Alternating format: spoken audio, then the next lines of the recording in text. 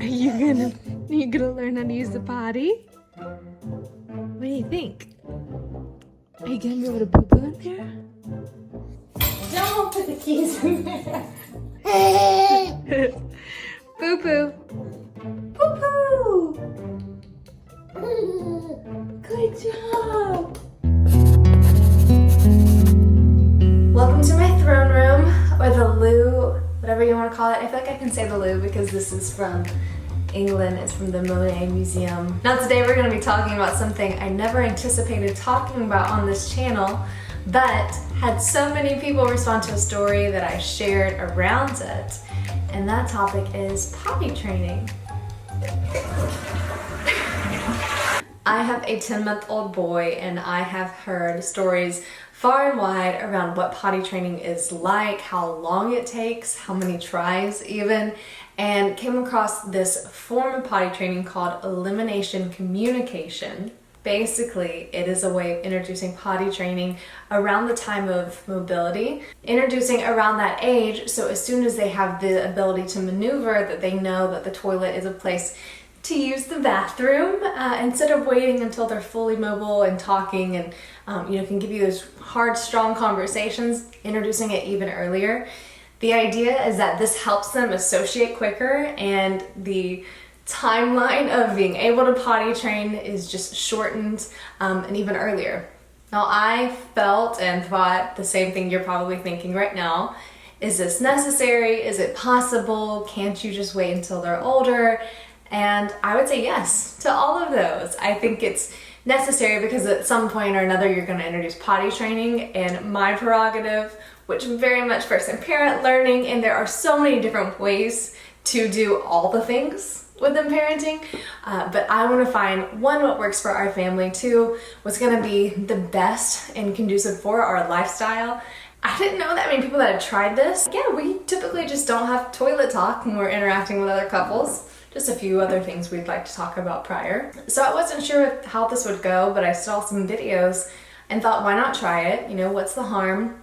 It's our first child, so if it works great, we'll have that as our background and introduction, and if not, we'll just not do it again, or we'll wait until Azariah is older. So I just found a baby/toddler size toilet on Amazon, ordered it. Azzy was so excited to open it with me. He's excited about anything, especially if it has to be unboxed or can be maneuvered and put together and put back together again. And we set it up in his bathroom. Cute. Look at that. Just a little potty for a little boy.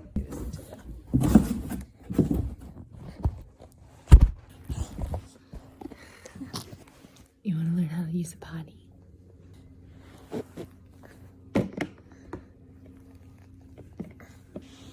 What do you think of that? That's your potty. I'm a type of person that likes to research and then just try it out and then keep learning as I go. I think it frees up some expectations, so learn enough to start the process and then continue and try and learn as you go. Very deep insight for potty training. The video that I learned from the most and felt as a how-to guide, and these are some practices you can implement, and there's freedom and flexibility. This video talked about how a mom was potty training her child probably around 6 to 8 months, as he was 9 months when we first started, and their baby was crawling, again, not talking, not even full-on walking, but just crawling, and you have a rapport enough with your kid to understand some of their cues. So she said follow their cues, introduce the potty after nap time. That was a big time when her kids tended to go to the bathroom for her. And just get a familiarity going. So we got the potty in.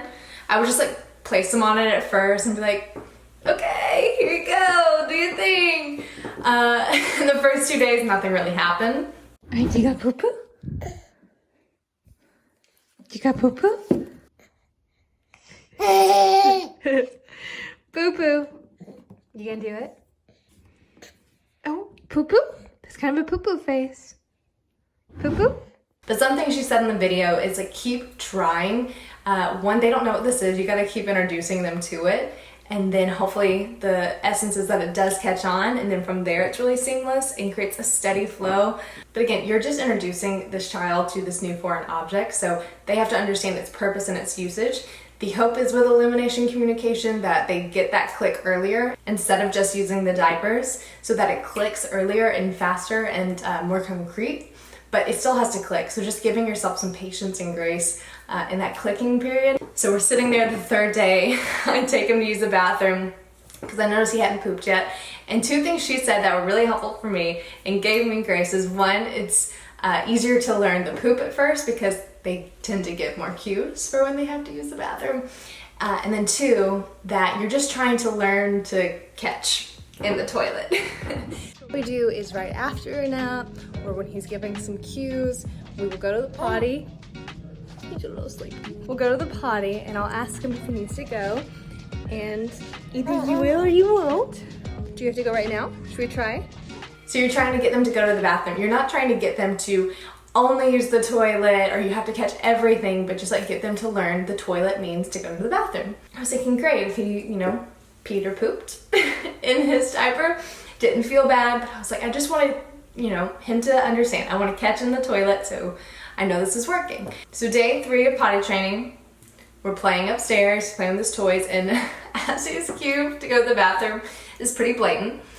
And he's doing like what I call his poop face, a lot of straining. He had a little stork bite, they call it, right here. So when he strains, you can see this vein. I have a vein that pops up too when I work out really hard. So I guess he gets that from me. But he starts straining and I move him to the toilet. And every time I've tried this, he kind of stops, which I get it. If you're in your flow and you get moved somewhere else, typical.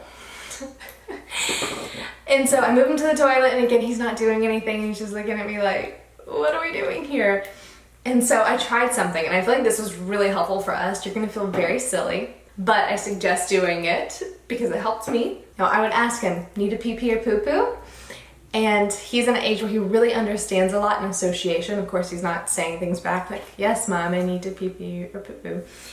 But I'd be saying that anytime in the last few months because I had an idea. I wanted to try elimination communication. So I thought when he did this training, I would say the word poo-poo. So I can't believe I'm saying the word poo-poo so much on this channel. But I'm a mom. Here it goes.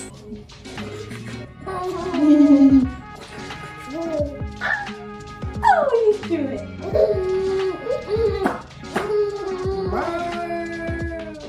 Hey, do you need pee-pee or potty? Do you need go? You need poo-poo? Good job! Poo-poo! Good job! You got any more? I know, why am I recording? And so I feel like that helped him learn that that's what he was doing in those moments. So I put him in the toilet and I said, you need pee-pee or poo-poo? Again, third day of saying this and nothing had happened. So I thought maybe if I mimic his cues to him, it'll help him get back in that rhythm.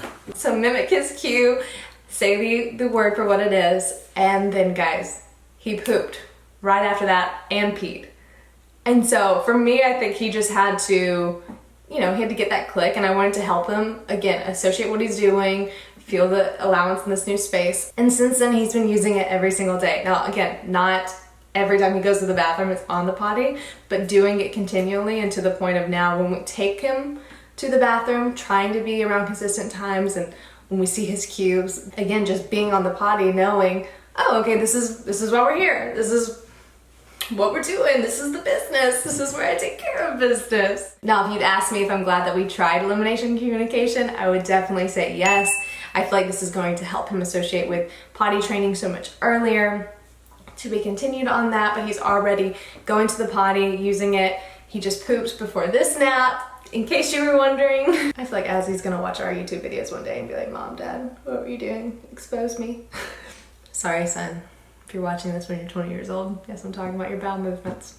If you're gonna try elimination communication, the things I would say is, number 1, get a baby-sized toilet. You can use a normal toilet, and we'll do that when we're on the go, to be continued on how that part goes and the learning of what different toilets are.